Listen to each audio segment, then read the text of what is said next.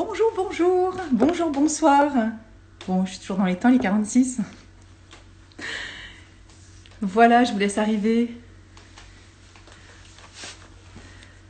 Ce soir, je suis avec Elisa Boileau, qui va arriver dans pas longtemps. Et on va parler, coucou Elisa, on va parler, on va parler toutes les deux pour les mamans.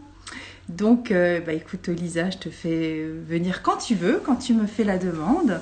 On s'est déjà présenté, on va pas refaire tout le beans des présentations. Et puis, le temps que les gens arrivent et se mettent un peu sur l'écoute de nos comptes respectifs, pour tous ceux qui ont envie de rejoindre ce live, écoutez, vous êtes les bienvenus. C'est l'occasion de poser des questions pour la naissance, pour l'accueil du bébé. L'accueil du bébé, c'est vaste, hein. C'est toujours pareil, c'est pas que les mamans, c'est aussi les papas. Ça peut être aussi les grands-parents, la tante, la doula, peu importe, hein, on s'en fiche, c'est pas important. Ce qui est important, c'est de l'accueillir, ce bébé. Coucou! Alors, bonsoir. J'étais un peu en retard, hein? Non, non, tout va bien. Moi, ça m'allait. J'ai fait un petit voyage aujourd'hui, donc ça m'a laissé juste le temps d'arriver. Donc c'est parfait. Ouais. Parfait, c'est parfait. Bon, sinon, tu sais, il n'y a pas de souci, on aurait pu faire un tout petit. Ouais, pas de problème. Ouais, c'est cool. Bon, en tout cas, merci encore une fois d'être là.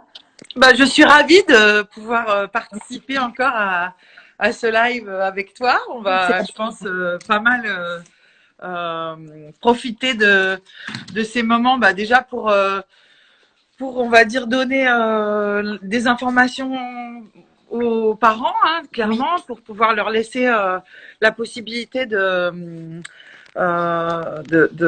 se préparer et puis de aussi arriver à décider Je ne t'entends pas. Voilà. ou un peu plus défini, on va dire. Oui, exactement. Et comme je disais avant que tu arrives, si tu es OK avec moi, mais je pense que tu le seras, c'est aussi à destination des doulas. Ça peut être la tante, ça peut être la sœur, ça peut être le compagnon, Oui. le grand-père, Tous les gens, on va être très inclusif de ce côté-là, c'est-à-dire tous les gens qui sont motivés par l'accompagnement. On est d'accord. Des mamans et de leurs bébés, des parents et de leurs bébés, parce qu'il y a aussi les papas, hein, qu'il faut pas oublier en ce moment, surtout par ces temps de Covid. Et du coup, c'est vraiment ça qu'il va falloir développer, on va dire, au maximum, d'arriver à pouvoir motiver toutes les forces actives et bienveillantes pour pouvoir les aider à le faire au mieux. Voilà. Ouais, tout à fait. Et toi aussi, tu reviens, enfin, entre autres, parce que tu reviens, mais c'était déjà il y a quelques semaines, de l'île de la Réunion. Donc, tu formes des professionnels de santé aussi. Oui, donc, c'est ça. C'est important de voir large, hein, parce que tout le monde disons est concerné. que moi, j'adore mixer les professionnels. Là, j'ai eu la chance de pouvoir accompagner des sages-femmes et des ostéos dans le même stage, ce qui était juste merveilleux parce que en fait, ça va les inciter aussi à travailler ensemble. Et c'est vrai que mettre des petites graines de bonne énergie pour pouvoir les laisser avancer un peu plus vers une dynamique qui va aider les parents encore plus profond, encore plus puissant. C'est vraiment sympa, quoi. C'est des grosses pépites, hein, c'est important. Ouais. Donc c'était vraiment une chance de pouvoir voir à quel point on peut s'apporter dans l'interdisciplinaire. C'est vraiment capital. Donc en fait là, je pense que le live il va s'orienter vers les parents bien sûr, mais aussi vers tous les professionnels de santé qui ont attrait au bébé, à la périnatalité en fait. Donc on est bien en phase. On ne s'est pas téléphoné avant. Mais j'en étais sûre, tu sais, je parlais de toi à une de mes amies et je lui disais, mais tu sais, en fait, Nathalie, on s'est rencontrés et tout de suite, ça a matché totalement. Donc, hyper fluide. Donc pour ceux qui me connaissent pas, voilà, là ça se voit pas, mais je porte une fleur là sur mon vêtement, donc je vais la retirer. Mais voilà, donc moi ma spécialité entre guillemets, voilà, c'est un peu large, mais c'est vrai que moi, mon cœur de métier, c'est aussi les fleurs de bac. Donc, après, c'est pas dans la nécessité de prendre des fleurs de bac. Je voudrais quand même que les choses soient claires aussi. Et j'ai aussi une compréhension un peu élargie de tout ce que peut représenter la périnatalité. Et ce que je trouve bien, c'est que si on sait qu'on a envie, on peut être aidé et soutenu avec les fleurs de bac. Et ce que j'aimerais bien, si tu veux bien, Elisa, c'est juste donner quelques petits conseils pour éviter de s'inquiéter par rapport aux fleurs de bac, parce que la plupart du temps, on les trouve. Ah, mais j'adore les. Moi, si je peux dire en tant que sage-femme de professionnelle médicale, les fleurs de bac, c'est un soutien étonnant pendant la grossesse. J'ai un peu l'impression que pour toutes les femmes enceintes qui nous regardent, hein, n'hésitez pas, c'est encore plus puissant quand on est enceinte, parce que comme on est dans le subtil et que le bébé, il amène une autre dimension. Moi, je trouve que l'aide que j'avais avec j'avais pas une formation vraiment spécifique, mais on les utilisait en systématique à la maternité. Et c'est vrai que les fleurs de bac, c'est vraiment totalement recommandé pendant la grossesse, après en fait. Après l'accouchement aussi, toute la période du postpartum, vraiment, il faut pas hésiter. Donc oui, avec plaisir, je suis ravie d'entendre ça. Bon, alors, merci beaucoup pour la pub. Mais bon, elles existent sans moi, les fleurs de bac. Hein. Il se fait que, bon, on est là ensemble. Mais ce que j'aimerais pouvoir, c'est rassurer les papas et les mamans par rapport aux fleurs de bac, puisque la plupart du temps, on n'a pas tous des jardins avec 38 fleurs qui poussent dans le jardin, avec la saisonnalité pour fabriquer nos propres fleurs de bac. Donc, souvent, on va les acheter dans des magasins ou en pharmacie, etc. Et donc, c'est vrai qu'elles sont conservées avec de l'alcool. Donc, je voudrais quand même sécuriser tout le monde. Alors, les professionnels de santé, pareil. On peut très bien prendre des fleurs de bac, mais diluées dans de l'eau. On n'est pas obligé du tout de les prendre pures. Et que ce soit dilué ou pur, le résultat escompté en termes émotionnels et d'équilibre de ressources émotionnelles sera exactement pareil. Donc, je vous montre juste 2 minutes. Vous prenez une petite bouteille d'eau. Vous essayez de vous procurer un petit flacon en verre teinté comme ceci. Donc, avec un petit flacon compte-gouttes, hein. Que vous allez trouver, soit vous mettrez un message privé ou demandez à Elisa, on vous renseignera. Après, on met donc de l'eau dedans ou les fleurs en premier, peu importe, hein, ça n'a pas trop d'importance. Vous allez remplir avec votre petite bouteille d'eau. Et la façon dont on prend les fleurs, alors j'en prends une au hasard, Star of Bethlehem, hein, histoire de commencer fort. Pour tout ce qui va être mauvaise nouvelle, choc, qui peut être aussi lié à quelque chose qui s'est peut-être passé même en amont de la conception, hein, peut-être même des souvenirs de mémoire d'accouchement difficile, douloureux, de perte gémellaire, de deuil aussi. On va mettre juste 2 gouttes dans ce flacon. Et vous savez, alors je vous l'explique pour ceux qui ne le savent pas, on peut aller jusqu'à 7 fleurs. Hein. Donc je mets 2 et 5, ça fait 7. Et on peut mettre 7 fleurs ensemble. Donc ça, c'est drôlement bien. Donc à chaque fois, on va rajouter 2 gouttes de la fleur sélectionnée qui correspondra bien sûr à l'émotionnel à rééquilibrer. Quand on a son petit flacon comme ceci, vous voyez que si on a mis 1, 2 ou 3 fleurs, il y a 2, 4 ou 6 gouttes d'alcool qui sont diluées dans 30 ml d'eau. Et après, vous prenez 4 gouttes de ce mélange-là, donc c'est votre petit mélange personnel.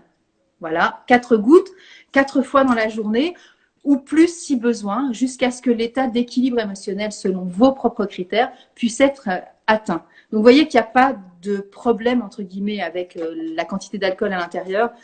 Et vous pouvez aussi les prendre dans une boisson chaude, donc du coup, ça va évaporer l'alcool. Voilà, ça, c'est posé, c'est important. Des laboratoires qui proposent des dilutions sur du sirop d'érable. Aussi, exactement. Ouais. Tout à fait. Il y a de tout en fait hein, dans les fabrications de fleurs de bac. Donc on va y faire ce qu'on veut. On peut aussi faire chauffer par exemple l'équivalent de tes 30 ml d'eau dans une petite casserole. Tu fais évaporer l'eau. Enfin, tu attends que ça refroidisse un peu et tu mets tes gouttes de fleurs de bac, même si tu en as avec de l'alcool, et du coup ça va évaporer. Et à partir de 75 degrés, l'alcool s'évapore. Donc après, tu laisses refroidir. Puis tu vas mettre ton petit flacon, ta petite quantité d'eau avec les fleurs de bac à l'intérieur. Et c'est OK. Tu vois, je pense qu'il faut rester simple. Et puis, vous ne prenez pas la tête par rapport à ça. Voilà. Moi, j'ai même l'expérience aussi intra-utérin de mon 3e enfant qui a pris des fleurs de bac et il n'est pas alcoolique pour autant. Mais non, mais c'est important. Mais en même temps, il faut respecter. L'alcool à la grossesse, on le dit quand même. C'est très important. Quand j'ai commencé mes études de sage-femme, on disait un verre de rouge par jour pour les femmes enceintes, c'est autorisé. Oui. Aujourd'hui, on n'est plus là-dedans. Hein, c'est clair, on n'est plus là-dedans. Donc, ça a bien évolué.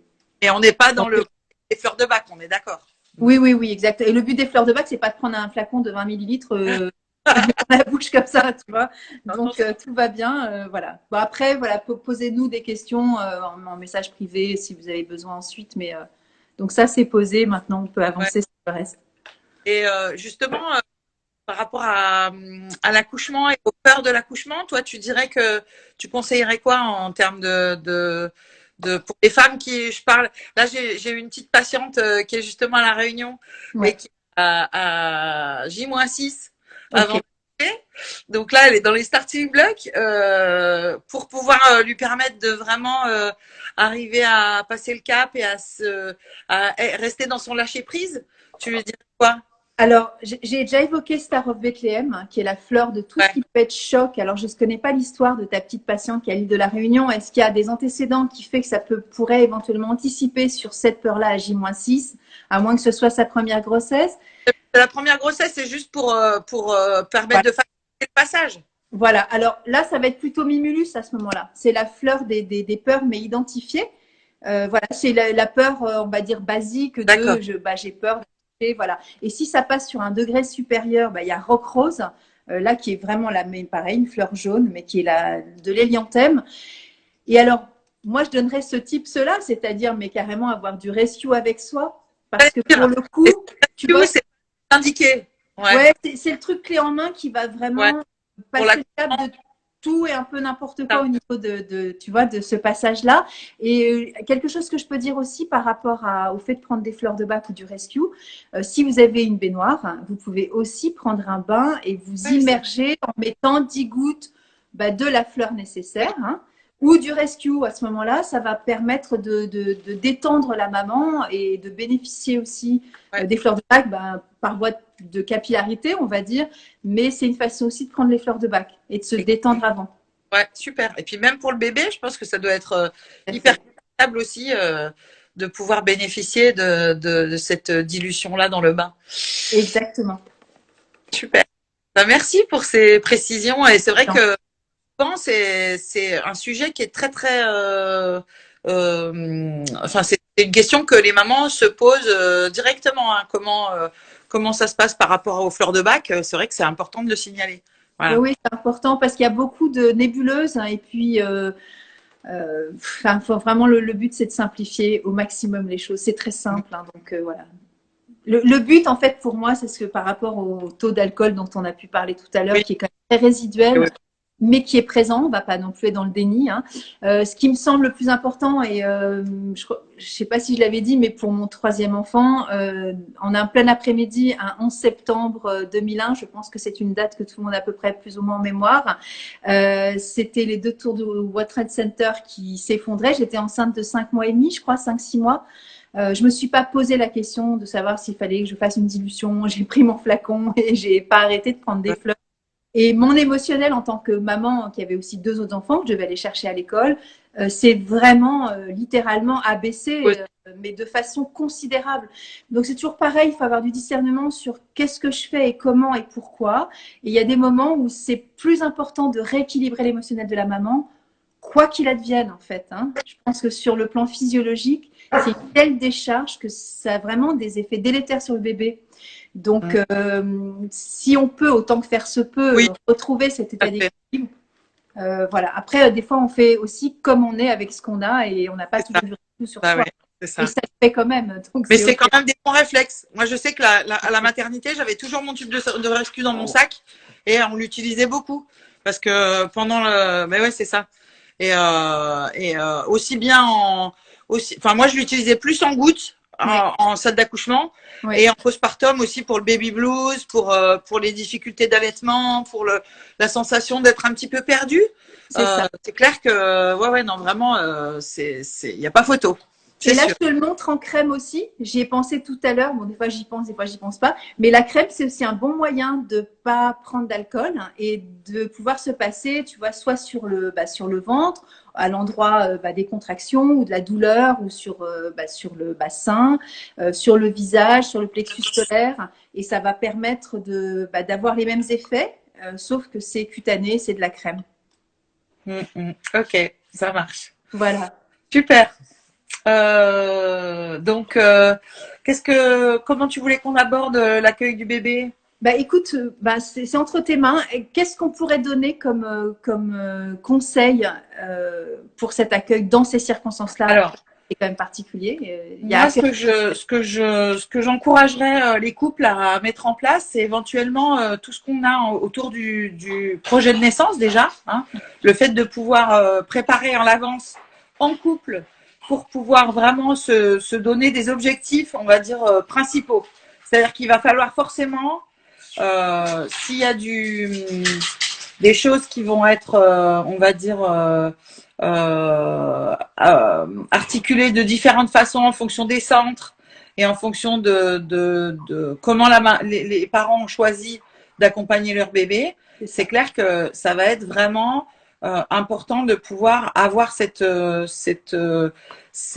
projet-là pour vraiment prendre ce temps de réfléchir en couple à qu'est-ce qui sont les choses les plus importantes. Parce que forcément, il y aura plutôt des points sur lesquels il faudra lâcher, hein, où on ne pourra pas forcément tout avoir, mais pas dans un constat d'échec, plutôt dans quelque chose de ok, en fait, c'est de la gestion sur site, l'accouchement. Donc, ça se passera jamais comme on a prévu. Donc, il y aura forcément des choses où on n'est pas calé, où ça correspond pas à ce qu'on avait décidé, où c'est l'inverse du contrôle. Hein. C'est vraiment le freestyle total. C'est ça. Et du coup, je pense que si on a un espèce de panel de tout ce qui peut se passer pendant l'accouchement et que finalement le plus important c'est d'aller se repérer dans toutes ces options et de choisir en fonction de là où on en est, là où est le bébé, là où est les parents, la mère et le bébé, ça va clairement une très grande liberté à l'accouchement, puisqu'en fait on saura quels sont les points les plus importants et on va pouvoir, on va dire, jauger et faire que l'accouchement ce soit vraiment quelque chose qui se fabrique au fur et à mesure, en fait. Hein. Autant pendant la grossesse que pendant l'accouchement. L'accueil du bébé, ça va. Il y a plein de mamans, par exemple, moi, quand j'étais sage-femme, il y avait des mamans qui choisissaient d'accoucher dans le centre où j'avais j'avais la chance de travailler, au Minguettes, où en fait, elles faisaient des kilomètres et des kilomètres pour pouvoir accoucher dans l'eau. Puis finalement, au dernier moment, elles étaient dans l'eau puis ça allait pas. Donc elles disaient oh, il faut que je sorte de l'eau. Bah ouais, mais c'est pas grave en fait. Et finalement elles étaient dans l'eau, elles sortaient de l'eau, elles se mettaient à quatre pattes et le bébé il sortait tout seul quasiment. Donc il faut pas avoir d'idées préconçues et de choses et d'attente.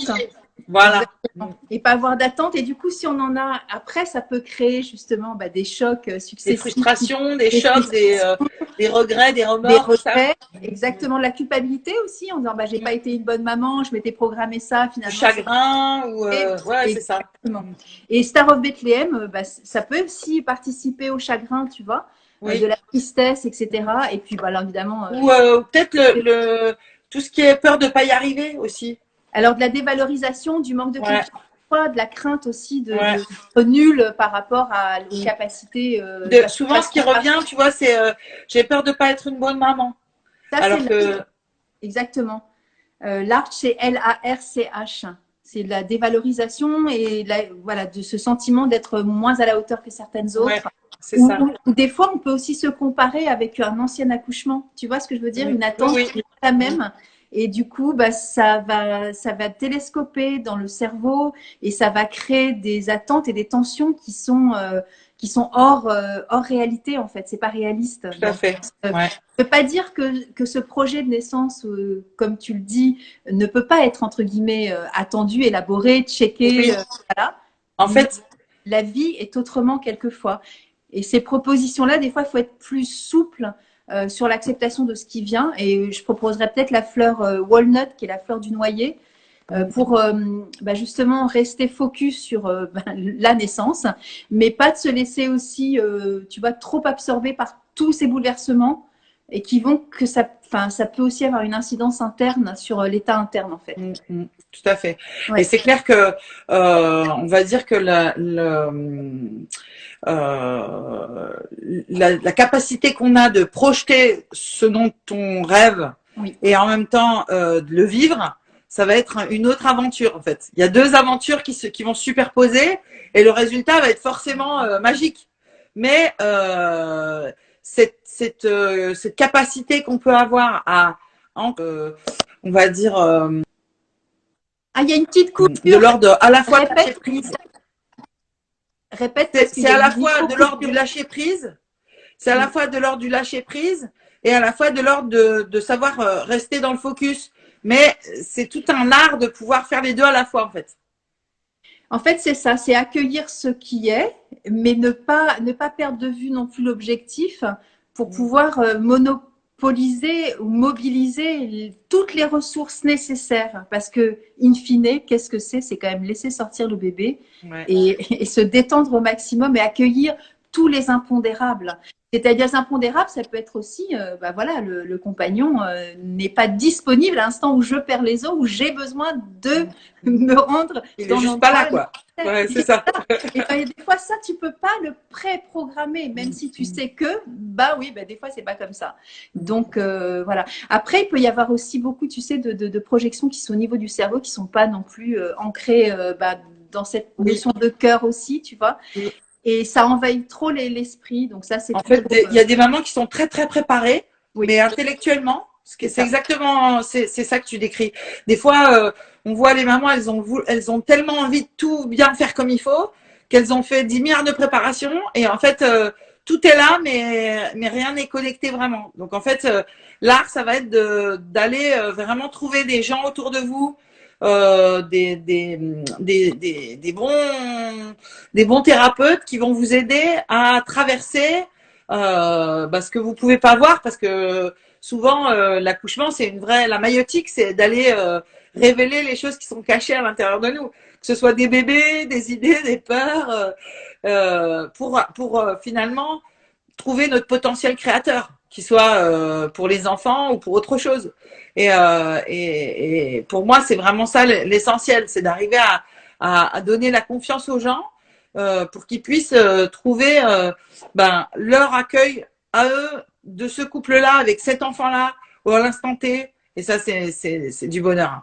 C'est du bonheur et tu as raison d'insister sur le fait d'être extrêmement bien accompagné. Alors évidemment, quand on est enceinte, j'espère qu'on a sa chérie ou son chéri ou son père ou sa meilleure amie, voilà, ça c'est sûr. Mais après, dans ce sens-là, dans l'accompagnement dont tu parles, soit un bon thérapeute, soit une sage-femme, soit une doula, quelqu'un qui a une expertise aussi sur l'accompagnement, qui vient du cœur aussi et qui n'est pas que de l'intellectuel. C'est-à-dire qu'à un moment donné, il faut aussi s'abandonner à notre réalité, notre potentiel, nos ressources propres.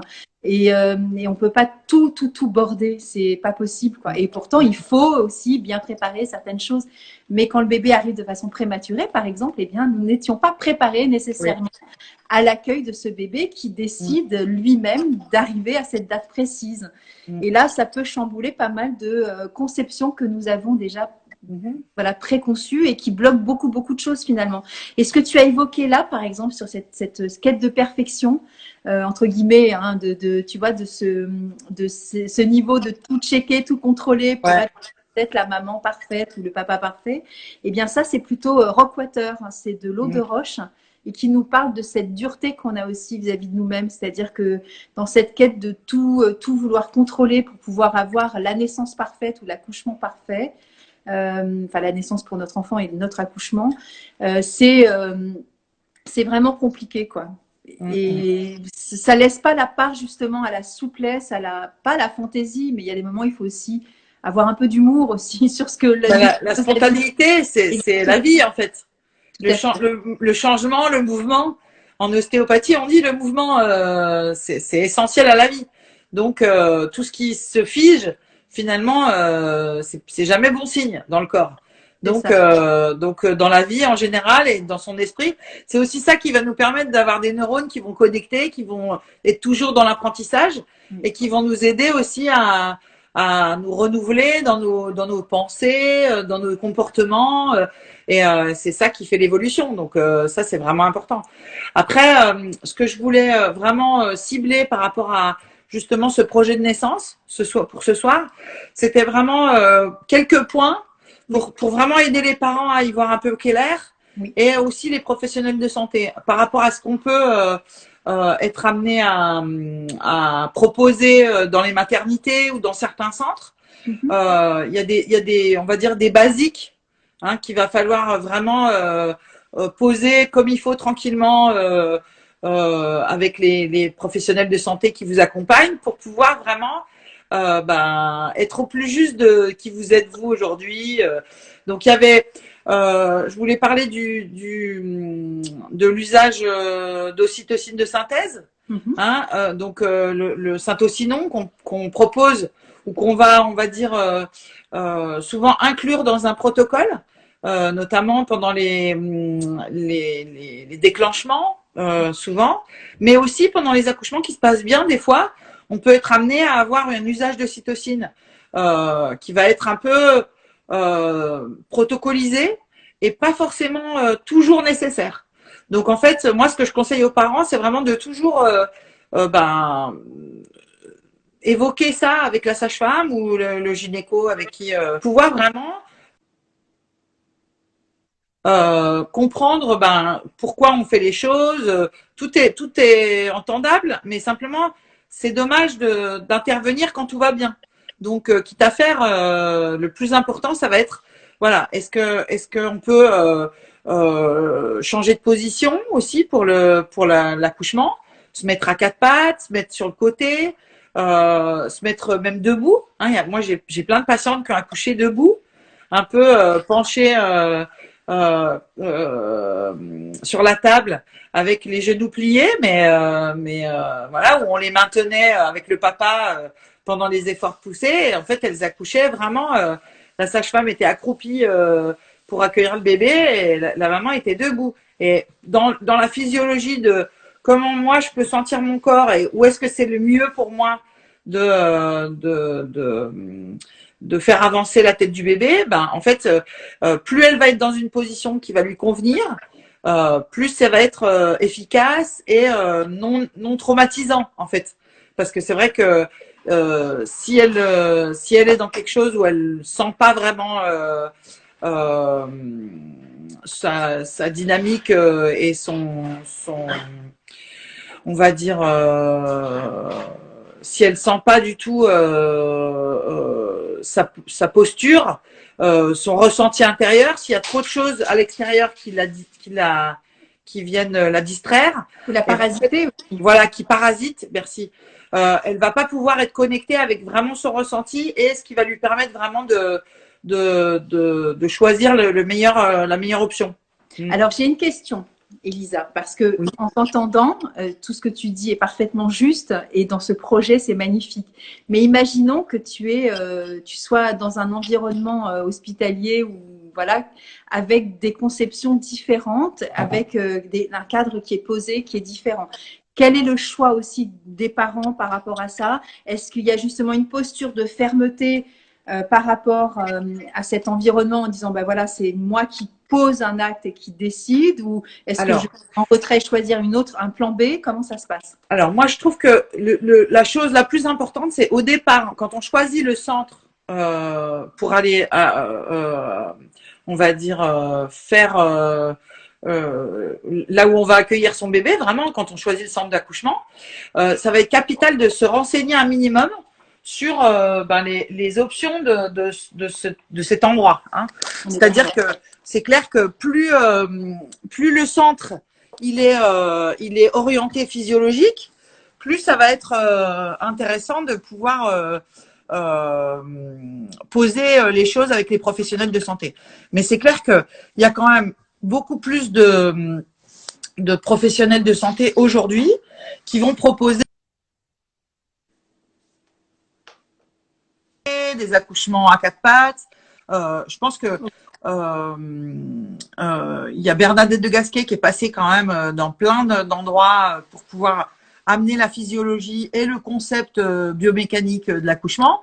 Donc, je pense qu'aujourd'hui, pour une maman qui est vraiment des parents qui sont motivés, ça devrait quand même être plus tôt possible de proposer, on va dire, des postures qui vont être plus adaptées. Alternatives aussi. Et voilà, c'est ça. Donc, en fait, il n'y a pas que dans les centres où il y a des maisons de naissance, où il y a quand même, heureusement, plein de professionnels de santé dans les hôpitaux, en CHU. Mais c'est vrai qu'en CHU niveau 3… Avec des chouettes chefs de service. Voilà, avec non, mais il y a des professionnels motivés partout. Et c'est vrai que c'est plus difficile des fois d'obtenir une prise en charge, on va dire, personnalisée, mais c'est pas impossible. D'accord. Les parents doivent être aussi partie prenante de ce changement progressif. Oui, on est d'accord. Qui va de plus en plus vers l'humain, hein, parce qu'aujourd'hui, c'est hyper important. On voit bien que les professionnels de santé avec le Covid, ils ont fait le maximum. Les sages-femmes aussi, elles ont participé vraiment du mieux qu'elles pouvaient, sachant que c'était des conditions qui étaient vraiment compliquées par rapport à tout ce qui était de l'ordre des prises en charge pour les papas. Il y a des sages-femmes qui ont vraiment accompagné les mamans de façon merveilleuse par rapport à justement qui étaient dans la peur du Covid, qui étaient dans des circonstances où elles n'avaient pas leur mari, où les maris étaient par Skype, hein, à faire les efforts d'accouchement avec le masque. T'imagines, c'est vraiment compliqué, quoi, vraiment. Et puis où les bébés aussi, ils ont un accueil où bon, alors en règle générale, on était quand même masqués pendant l'accueil du bébé, mais les parents n'étaient pas masqués. Oui. Donc, avec le premier regard, ce serait quand même super que la maman puisse le faire avec son bébé, la rencontre avec son bébé sans masque. Hein. Alors, ça peut se faire dans plein de façons différentes, et je suis sûre que mes collègues sages-femmes seront ouvertes à ça, en fait. Oui, conciliantes aussi, ouais.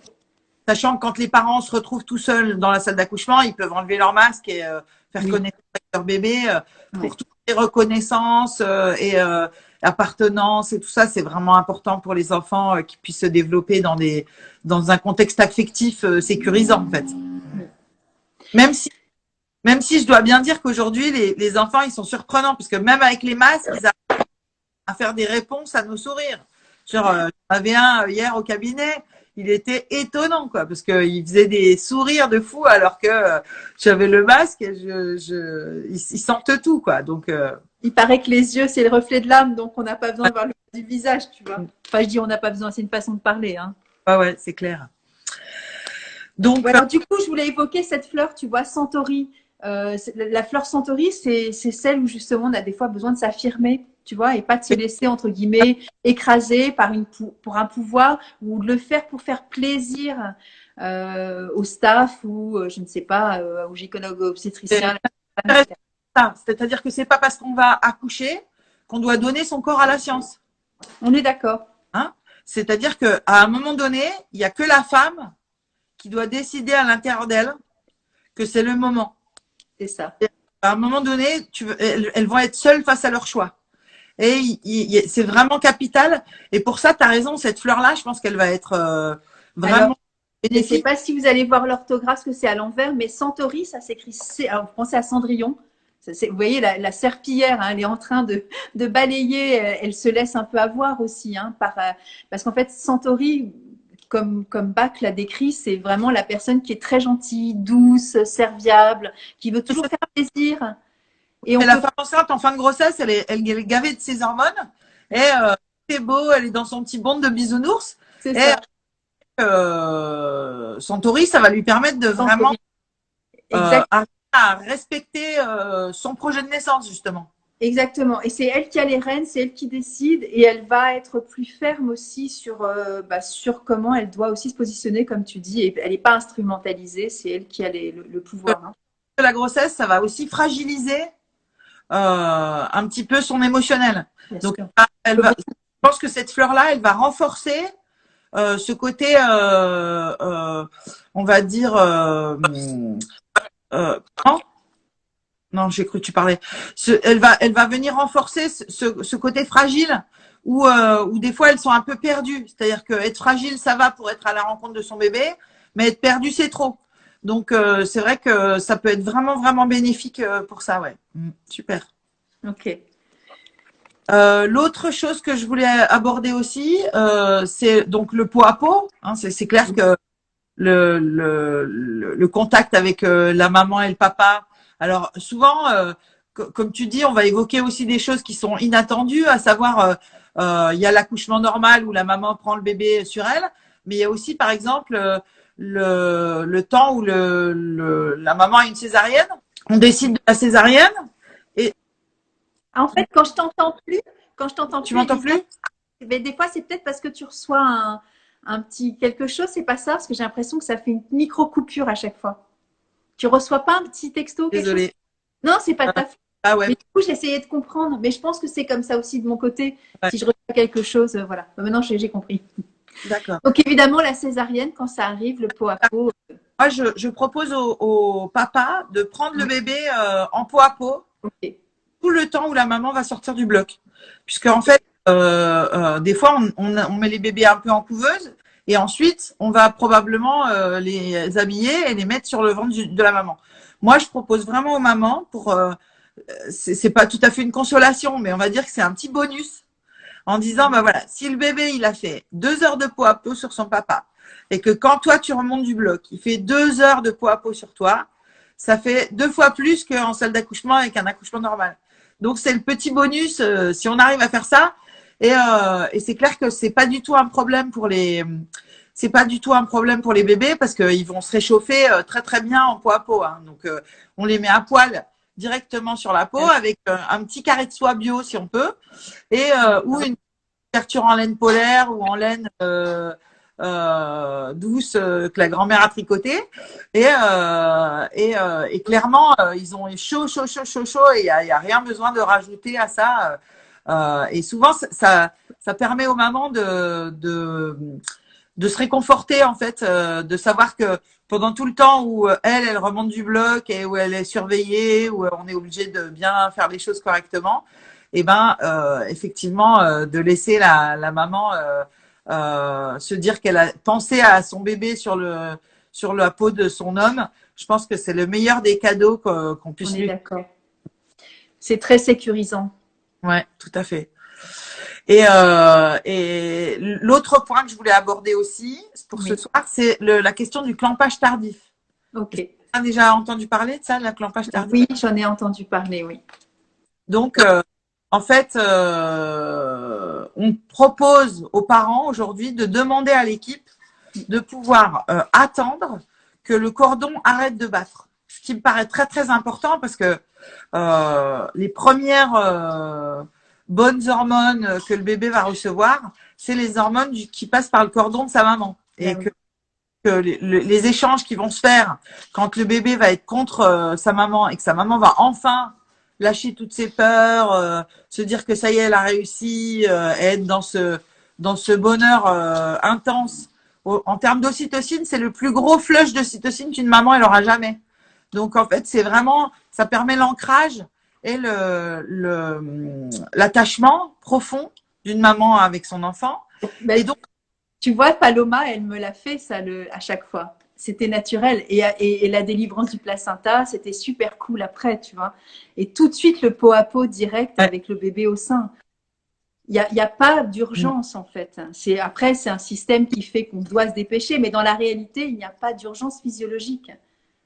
C'est clair. Après, si tu veux, le décollement du placenta et le travail vraiment accompagner le bébé vers la sortie,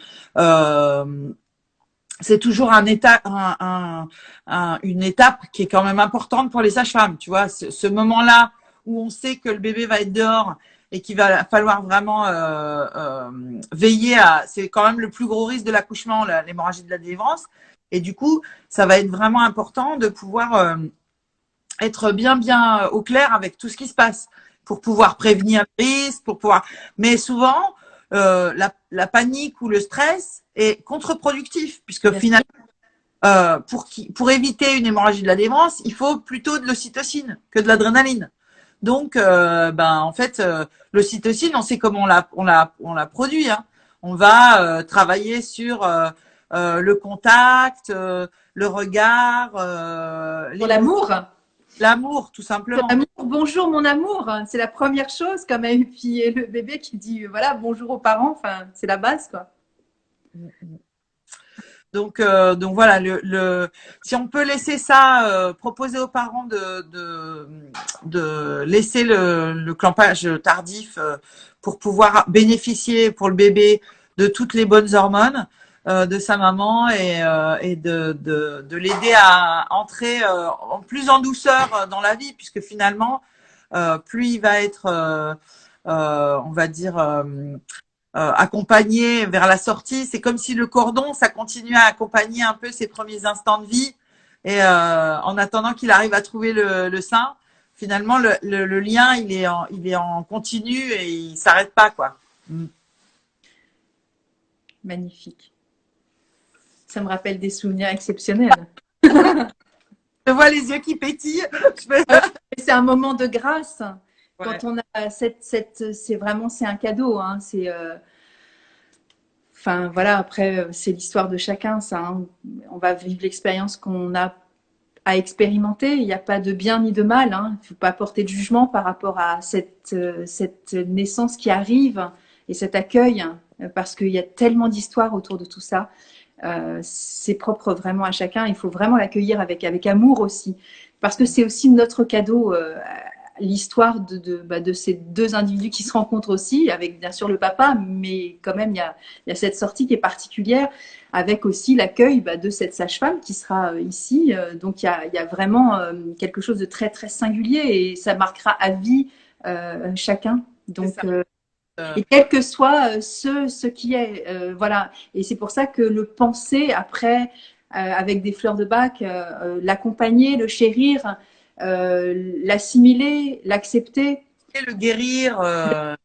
Le choyer aussi, parce que des fois, c'est aussi comme ça qu'on arrive à, comme tu parlais de créativité, oui, l'ocytocine, elle peut venir aussi de cette créativité, de ce contre-pied de ce qui nous arrive, de grave, de malheureux, de paniquant, de stressant, etc. Donc, c'est vraiment c'est un exercice, enfin, pour moi, c'est un saut quantique sur la recréation de ce qui se passe, parce que sinon, c'est un drame à vie et on entend 3 générations après, oui, mais à cause de toi, voilà, et là, on s'en sort pas non plus, donc c'est pas le but, en fait. Hein. Toute la dynastie. Et oui, c'est important. Ouais. Voilà, donc vraiment le projet de naissance, le pot à pot, le clampage tardif, c'est vraiment des choses, par exemple, basiques qu'il faut vraiment aborder avec les professionnels de santé qui vont vous emmener dans ce centre, ceux que vous allez rencontrer pour l'accouchement, et c'est toujours des choses à aborder en amont.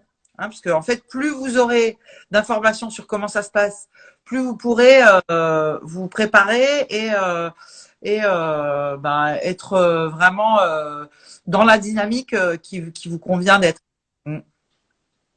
Voilà. Après, il y a des petites étapes après. Après, tu veux dire voilà, après, une fois il y aura voilà, la délivrance. Et qu'est-ce qu'on fait aussi du placenta? Est-ce que tu as des choses aussi à dire par rapport à ça ou pas? Alors, par rapport au placenta, c'est très intéressant.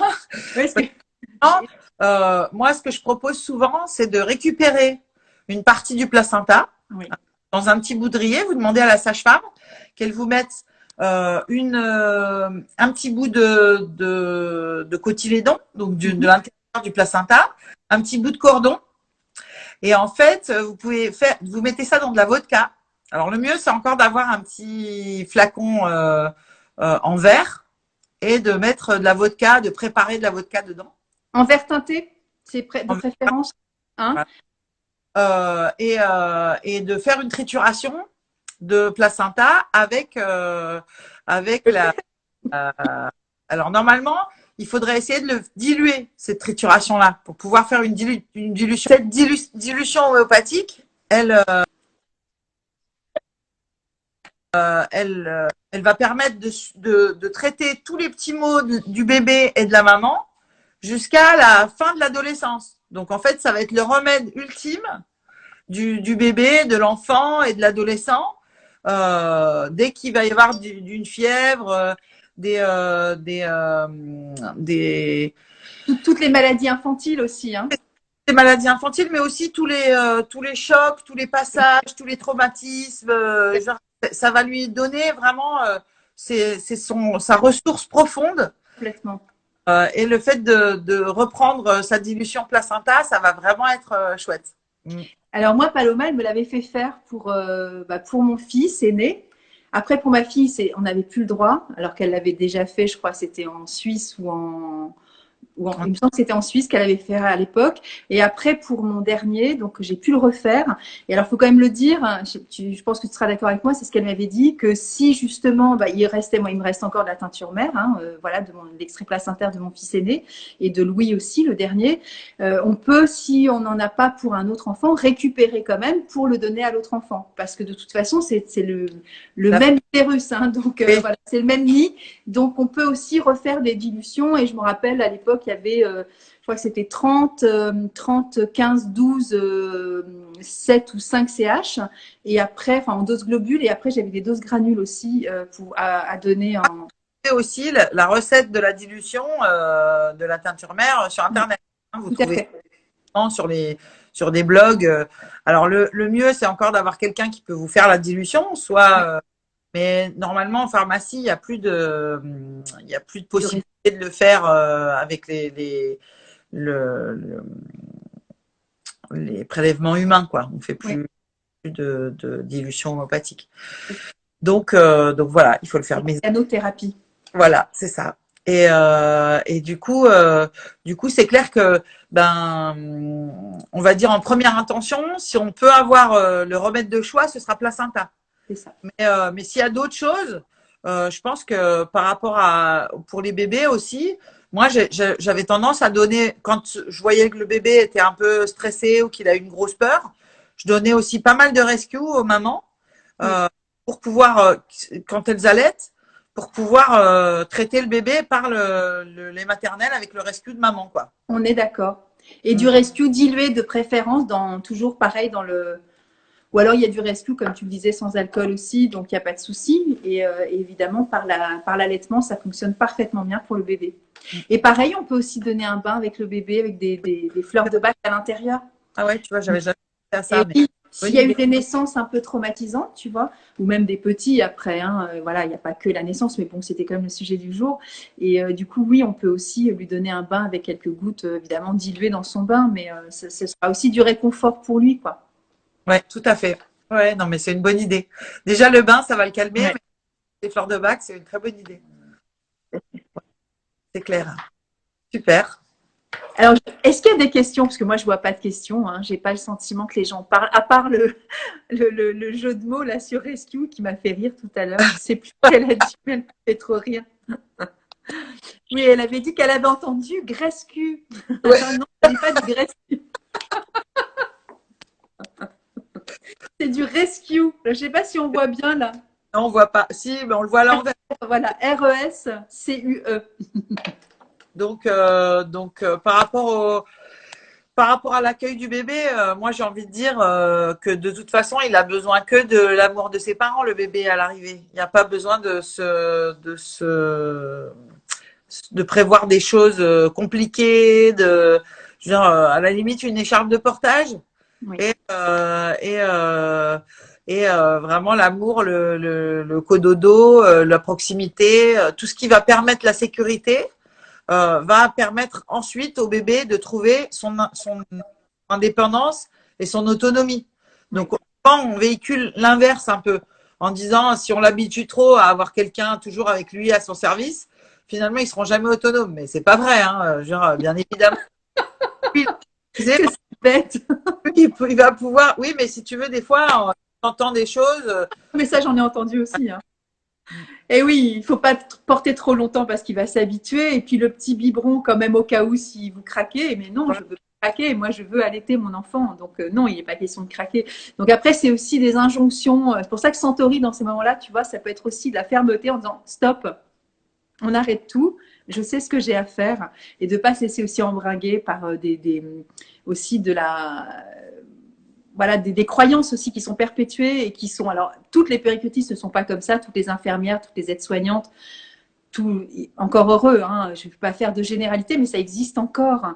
Et il faut arrêter avec ça, parce que je pense qu'il faut vraiment foutre la paix aussi aux parents, à leur instinct. Et à ce C'est vrai que les mamans qui sont en difficulté pendant l'allaitement oui.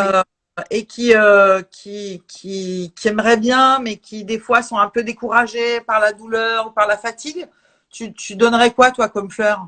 Alors, il y a une fleur pour le découragement, parce que ça se passe pas. Alors, il n'y a pas que la fatigue, il peut y avoir des crevasses, il peut y avoir des engorgements, il peut y avoir un tas de choses. Hein. C'est gentiane, c'est vraiment la fleur du découragement et puis de, tu sais, tout ce qui peut. Alors, gentiane, c'est Gentian.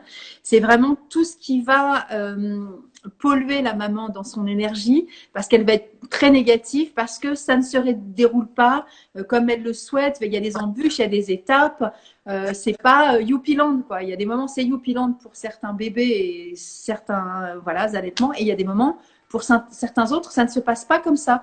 Et ben il faut faire avec, et du coup ben, il faut passer outre tous ces désagréments quelquefois et vraiment faire acte de persévérance pour pouvoir après. Alors la persévérance c'est pas que quelques heures, hein, des fois c'est quelques jours, et donc ces quelques jours là, une fois qu'on en est sorti, eh bien c'est déjà on est super fier de soi, parce que faut pas lâcher l'affaire des fois. Et c'est pas parce qu'on a un truc qui dysfonctionne que c'est naze l'allaitement. Ou qu'on n'est pas fait pour ça, ou qu'on n'a pas assez de lait, ou que je ne sais quoi. Pas, ou que vraiment le fait de pouvoir vraiment les accompagner et leur donner le petit coup de pouce qui va bien. En fait, des fois, il n'y a pas grand-chose, hein, de rassurer la maman, de lui montrer gentiment le chemin. En fait, il y a vraiment. Mais tu vois, c'est bien de savoir que Gentiane, je pense que si les sages-femmes écoutent ce live, elles sont contentes de l'avoir, parce que vraiment, on sent que c'est comme si l'allaitement, ça venait chercher aussi dans les limites profondes. Tout à fait. Tu vois, où là, tu te dis, bah, oui, comme tu dis, il y a la fatigue, il y a eu l'accouchement, il y a la mise en route de tout ce qui se passe, il y a le corps aussi à prendre en charge. Quand tu parles de césarienne, il est évident que tu dois aussi gérer ton corps et l'allaitement et la nourriture de ton bébé. Donc, ça fait double charge mentale, entre guillemets. Et ben, il y a des moments, c'est aussi ces petits temps-là qui n'arrivent pas, comme on disait tout à l'heure aussi, avec tout ce qui, tu vois, de cette quête de perfection et de ces injonctions qu'on se donne aussi à soi-même. Eh bien, voilà. Alors, là, je parle aussi à tous les accompagnants, hein, de ces femmes qui viennent de mettre au monde leur bébé et qui veulent allaiter. Soyez vraiment bienveillants à côté. Pour vraiment essayer de penser les plaies psychologiques dans ces moments-là, pour pas envoyer tout péter parce que elle est chiante ou je ne sais quoi. Il y a des moments, c'est très difficile aussi de pas vriller dans son cerveau en disant et puis fuck, bah tant pis, je passe au biberon. Ouais. Non. Des plaies profondes et des anciennes blessures. Tout à fait. Dans l'abandon, dans ce qu'on a reçu nous en tant qu'enfants aussi. Je suis tout à fait d'accord avec toi. C'est formidable de pouvoir se dire que quelle que soit la réaction de la femme, de la douceur, là aussi de l'amour, de la bienveillance, en fait, c'est autoriser à y arriver. Voilà, dans passion. Et puis voilà, c'est quand même c'est tout un chemin, donc vraiment beaucoup de bienveillance autour de tout ça. Alors après, c'est pas des histoires de princesses, hein, qui se racontent des choses. Il y a des moments, il y a des vraies douleurs physiques, donc il peut aussi y avoir des traumatismes. C'est important aussi de prendre du temps pour accueillir ce qui est, même si c'est pas très agréable du côté du compagnon ou de la compagne ou de la meilleure amie ou peu importe. Elle aussi, elle peut prendre, ou lui aussi peut prendre Gentiane, parce que lui aussi ou elle aussi peut se dire mais c'est pas possible. On va pas y arriver, mais si on va y arriver, soyez persévérants, ça va se mettre en place. Et puis si on est trop impatient, s'il y a une fleur pour ça, c'est de l'impatience. Parce que dans l'allaitement, il y a aussi je veux tout de suite. Je veux que ça fonctionne tout de suite. Eh bien, ça n'est pas des fois aussi rapide qu'on le souhaite. Oui, dans la littérature, on voit que les montées de lait, elles peuvent arriver au bout de 15 jours. C'est énorme, 15 Exactement. C'est énorme. Le bébé, il va pas avoir rien pendant 15 jours, il va avoir du colostrum. Du colostrum, c'est déjà énorme. mais c'est déjà beaucoup. Mais si tu veux, ça peut laisser un peu de satiété, pas de satiété au bébé, pas assez, il est pas assez satisfait, quoi. Hein, donc, il va avoir l'impression que pendant 15 jours, il est un peu à la rame et qu'il va toujours réclamer. Donc, voilà, ça c'est de l'impatience, c'est la fleur. Bah, en fait, c'est la plus facile à comprendre parce qu'elle porte le même nom en anglais qu'en français. Et on sait tous ce que c'est que l'impatience, donc ça va très bien. Ça se voit très vite, c'est ce que j'explique aussi en formation. Tu sais, les bébés qui sont comme ça, là, bon, allez, dépêche-toi, quoi. Hein. Ben, voilà, il y a déjà le tempérament du bébé. Comment? Peut-être un petit peu, et après, ils ouvrent la bouche, ils râlent et ils font. C'est ça. Parce qu'en fait, ça les énerve. Hein. Il faut pas oublier que quand ils étaient in utero, dès qu'ils avalaient le liquide amniotique, en fait, ils étaient tout de suite rassasiés. Rassasiés, c'est clair. En fait, les premiers jours, on dit que le liquide amniotique, le colostrum a le goût du liquide amniotique pour rappeler un petit peu sa cabane. Magnifique. Donc, ah oui, parlant de ça, rien à voir. Mais en même temps, écoute, ça me traverse, je pense que c'est juste. Peut-être une petite cure de probiotiques aussi avant l'accouchement. Oui, très bien. S'il te plaît. Ouais, ça peut être. Et qu'est-ce que tu conseilles, toi, comme probiotique? Alors, écoute, moi, j'ai été formée. Alors, je fais pas du tout de pub pour eux parce que je ne suis pas. Il n'y a pas de conflit d'intérêt, mais j'ai découvert. Hein, je vais vous raconter ma vie, hein, mais j'ai eu de l'acné jusqu'à 42 ans. Et j'ai découvert les probiotiques de chez Carrare. Alors maintenant, ils ont été rachetés, donc je ne sais pas la qualité, mais je continue quand même à acheter chez eux. Carrare, c'était les premiers probiotiques à bien avant Pilège, 1993. Et moi, c'est les produits Carrare, les probiotiques qui m'ont sauvé de l'acné. C'est-à-dire, j'ai fait une cure de 10 jours. J'ai plus eu d'acné, c'est un truc de dingue. Alors que j'avais déjà fait 3 cures de Roaccutane avant à l'adolescence jusqu'à mes, je sais plus, 30 ans. Et donc, voilà, moi, je me suis shootée au Roaccutane, non, au produit Carrare et j'en prends encore maintenant. Donc, moi, je le conseille beaucoup pour ça. Donc, ça, soit c'est du 7000 et du coup, quand on a les problèmes de transit à la fin de la grossesse ou même au cours de la grossesse, ça peut être sympa de la doser aussi pour justement pouvoir faciliter aussi le transit. Et puis, le passage utérin. Donc, moi, je me suis fait former par une naturopathe en 2005, je crois, qui m'a formée à ces produits-là, parce qu'elle travaillait pour le labo. Et ce sont des produits de grande qualité. Alors, je vous dis encore une fois, il a été racheté le labo, donc je pense que c'est encore OK, mais moi, je continue avec ça. Et c'est vrai que les femmes enceintes, quand elles peuvent s'en prendre, eh bien, ça va humecter aussi toutes les muqueuses utérines, qui fait que dans le passage utérin, le bébé va pouvoir humecter avec ses passage vagin. Ouais. Voilà, passage utérin, passage le vaginal, et du coup, ça va lui permettre évidemment de constituer sa propre flore, pas que, mais quand même, ça va faciliter aussi sur l'immunité aussi du bébé, si tant est que la maman évidemment soit bien nourrie au préalable et que tout est ok, hein, il n'y a pas a priori. Et aussi, on conseille aujourd'hui, je sais pas si tu as entendu parler ça pour les mamans qui ont eu des césariennes, justement, on parlait tout à l'heure, par rapport à la flore vaginale. De permettre au bébé de pouvoir avoir l'information du microbiote de sa maman. Exactement, tout à fait. Et du coup, il y avait des choses un peu qui circulaient en disant comment on peut faire passer le microbiote du bébé, du vagin au niveau de la maman. Moi, j'ai envie de dire simplement. Du monde. Comment? Le plus simplement du monde. Voilà. Simplement du monde. Avec les doigts, on peut juste aller chercher de la glaire vaginale et puis le mettre, par exemple. Ou directement sur le bout de sein, comme ça le bébé il tète et tout va bien. Hein. Donc en fait, faites au plus simple pour les parents et clairement le bébé il a besoin de toutes ces informations là pour pouvoir constituer sa propre flore et être à l'aise dans son transit. Et ça va lui éviter, entre le colostrum et la flore de maman, ça va lui éviter ces petites coliques du nourrisson. Voilà, c'est un combo gagnant. C'est ça, tout à fait. Bon, super en tout cas. Super. J'ai appris plein de choses pendant ce live. Merci beaucoup. T'es chou. Moi aussi, j'ai appris plein de choses. Écoute, c'est bien. On est en phase toutes les deux. C'est parfait tout ça. Est-ce que tu viennes faire une formation de fleurs de bac pour la grossesse au cabinet? Ce serait génial. S'il y en a qui sont intéressés. J'adorerais. Tu le sais ça, je te l'ai dit. Hein. Oui, je sais, mais je savais que ça allait arriver un jour. Mais, Mais en fait, alors il y a deux trucs. C'est que moi, je peux dispenser des formations agréées par le centre bac. Donc là, il n'y a pas de souci. C'est que ça y est, c'est mis en place depuis à peu près pas un an, mais on va dire 6-8 mois, le niveau 1 en cours en visio. Donc ça y est, j'ai des consoeurs qui le font depuis quelques mois. Moi, je me suis enfin lancée. Donc voilà, pour ceux qui ont envie, vous savez, vous pouvez le faire. ouais. En visio, ouais. Alors normalement, si c'est en présentiel pendant 2 jours, et là en visio, ce sont 4 modules de 4 fois. 3 heures, 3 heures et demie, voilà, 4 heures. Donc c'est bon, c'est une petite routine, mais ça le fait. Après, on a une attestation de stage donc agréée par le centre bac. Et sinon, moi, bien sûr, pour les sages-femmes, j'en ai fait il y a de nombreuses années, il y a plus de 15 ans. Et je peux accompagner, bien sûr. Alors, ce ne sera pas un stage qui sera agréé par le centre bac, mais pour vous donner les mêmes notions hors diplôme. J'aimerais bien 2 jours de formation sur le bac, mais ce serait bien de mixer sage-femme et ostéo. Exactement. Ça te va?